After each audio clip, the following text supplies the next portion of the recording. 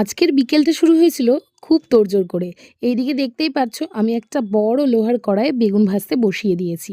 অনেক কিছু রান্না হবে আজকে আর সেগুলোও অনেক লোক খাবে। সেই জন্য তো প্রচন্ড টেনশনেও ছিলাম। ওদিকে কথা বলতে বলতে বেগুন ভাজা তো হয়ে গেছে, এখানে বসিয়ে দিয়েছি আলু পোস্ত। আমি রান্না করছি দেখতে পাই। আমার বাড়িতে একটা ছোটখাটো ক্লাউড কিচেন আছে, সেটা তোমাদেরকে কোনোদিনও বলা হয়নি, তো সেই জন্যই অনুষ্ঠানে রান্না করছি। কিন্তু এই অনুষ্ঠানের রান্না কোথায় যাবে বলো তো? এই অনুষ্ঠানের সমস্ত রান্না যাবে তুহিনের বাড়িতে। এবার ভাবছো তো যে তুহিনের বাড়িতে এরকম অনুষ্ঠানের রান্না কেন যাচ্ছে? ও ক্রমশ প্রকাশ্য। এদিকে তো আমার আলু পোস্ত হয়েই গেছে, আর আলু পোস্তটা দেখতে প্রচন্ড টেম্পটিং হয়েছে না?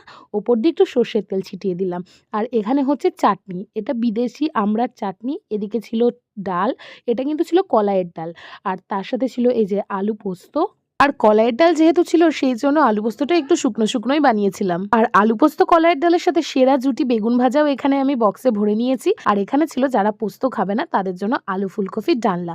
সমস্ত খাবারটাই কিন্তু ছিল নিরামিষ। আর আলু ফুলকপির ডালনাটাও কিন্তু দারুণ স্মেল বের করে। এখানে হয়ে গেছে গরম গরম ভাত, আর ওদিকে তো টিফিন বক্সেও সমস্ত প্যাক করে নিয়েছি। তো চলো এবার তুহিনের বাড়ি যাওয়া যাক। আর রান্না বান্না কমপ্লিট করে সেগুলো গুছিয়ে নিয়ে বেরোতে আমার একটু দেরিই হয়ে গিয়েছিল, কিন্তু অবশেষে চলেও এসেছি তুহিনের বাড়ি।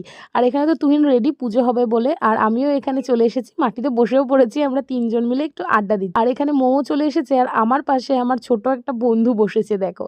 যাই হোক, এখানে কিন্তু পুজো পার্বণ শুরু হয়ে গেছে। পরের ভিডিওতে ডিটেলসে জানাচ্ছি। টাটা।